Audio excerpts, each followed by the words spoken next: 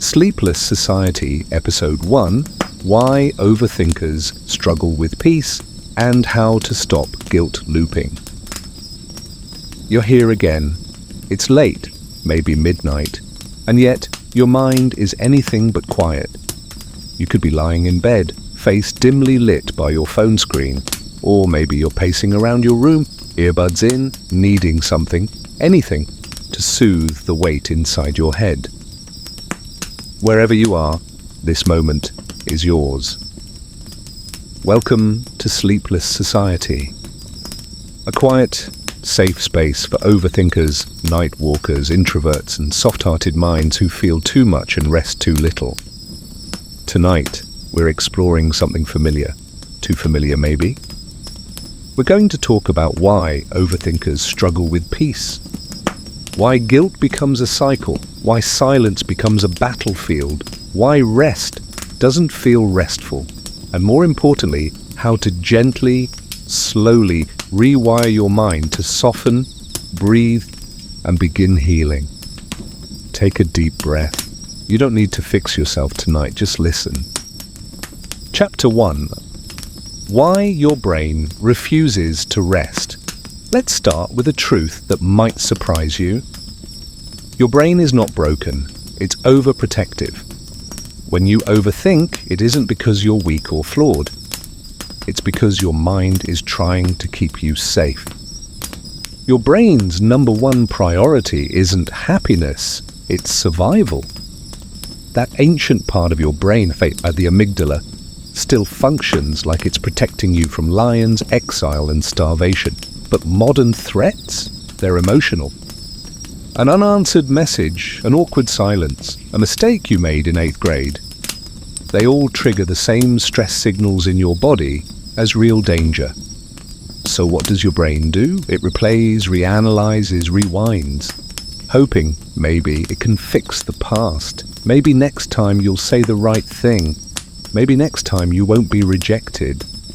But here's the thing, you're not in danger anymore. You're not a child in a volatile household. You're not being emotionally abandoned again. You're not failing a test that defines your worth. You're just trying to sleep. And yet, your brain doesn't know that because no one ever taught it what safety really feels like. Chapter 2. The Early Wiring. How emotional hypervigilance begins. Let's go back a little. Many overthinkers were once children who learned to watch everything, the room, the mood, the smallest change in tone. You became a master of reading between the lines. Why? Because your survival depended on it. If your caregivers were inconsistent, kind one day, distant the next, you had to predict behavior. If love had to be earned through obedience, excellence, or quietness, you became a performer. If being honest led to punishment, you became a people pleaser. And so your mind adapted, it turned hypervigilant. You learned how to scan the emotional weather. You learned how to apologize before being blamed. You learned how to stay small to stay safe. That same child is still inside you, still watching, still afraid that peace is a trap, still trying to control everything so nothing hurts again. But that child deserves rest now, and so do you. Chapter 3.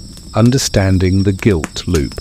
Now let's talk about guilt. You know the feeling, that sinking, spiraling sensation in your chest. It starts small. Maybe I shouldn't have said that, but then it grows. What if they're mad at me? What if I hurt them? What if I'm a bad person? That's the guilt loop. Your brain trying to find peace by rehearsing pain. Why does this happen? Because guilt, oddly enough, gives you control. If something is your fault, at least you can fix it. If it's not your fault, if it just happened, that's too helpless, too unpredictable, too much like trauma. So you blame yourself. You think, if I take the blame, maybe I can make sure this never happens again. If I stay guilty, at least I'm prepared. But living in guilt is not preparation, it's self-punishment, and you can't punish yourself into worthiness. Chapter 4. Why stillness feels unsafe. You finally get a day off. No deadlines, no arguments, no responsibilities, and suddenly you're uncomfortable. Why? Because stillness is foreign. Your nervous system doesn't recognize it as safe. It recognizes it as suspicious. When your body has lived in fight or flight for too long, peace feels like something's missing. You wait for the other shoe to drop. You rehearse imaginary arguments. You sabotage calm because chaos feels familiar. It's not that you love anxiety, it's that anxiety feels like home. But home can be rebuilt. You can teach your nervous system what real safety feels like. It begins with permission. Permission to rest. Permission to not respond. Permission to not be perfect. Permission to just exist right now without fixing anything. Chapter 5. Tools to gently unlearn the cycle. Let's pause and breathe together. Now here are some practices to slowly rewire your patterns. 1. Name the thought, don't fight. This is a guilt loop. This is an old survival response. This thought is not me, so it's a pattern. Naming the thought creates distance. You are not your thoughts. You are the observer. 2. Create a worry window. Give yourself 10 minutes a day to worry. Journal it out. Then close the notebook. Tell your mind, you've had your time, now we rest. You're not suppressing, you're scheduling. 3. Sit with stillness for 3 minutes a day. Turn off your phone. Sit in silence. Let the discomfort come. Don't resist it. Let your body learn that nothing will hurt you in the silence. Over time, peace becomes less alien. 4. Affirm without conditions. Say to yourself softly, I am allowed to rest. I am safe, even if nothing is perfect. I do not have to carry this anymore. I am not broken. I am becoming. 5. Ask, would I say this to a friend? If a friend made your same mistake, would you punish them? Then don't punish yourself. Extend the same grace inward. Self-compassion isn't weakness. It's a radical act of healing. Chapter 6. What psychology says about overthinking. Let's anchor this in science. Studies show that chronic overthinking is often tied to high cognitive empathy and increased activity in the default mode network, DMN, a region associated with rumination, self-reflection, and memory. Your brain is active, thoughtful, and aware. That's not a flaw, it's a feature. But without tools to redirect that energy, it becomes anxiety. CBT, mindfulness, and journaling are all proven to reduce cognitive overactivity, but even more powerful than therapy tools is self-relationship. The way you speak to yourself matters more than any technique. Final chapter. A soft goodbye to guilt.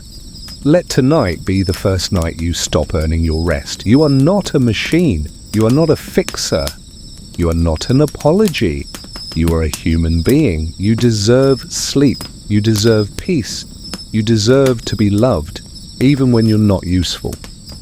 So if you're lying in bed now, mind still buzzing, just say, I did enough today.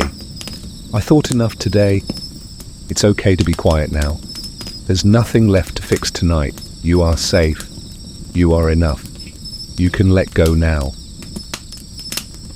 If this talk kept you company tonight, you can subscribe to Sleepless Society.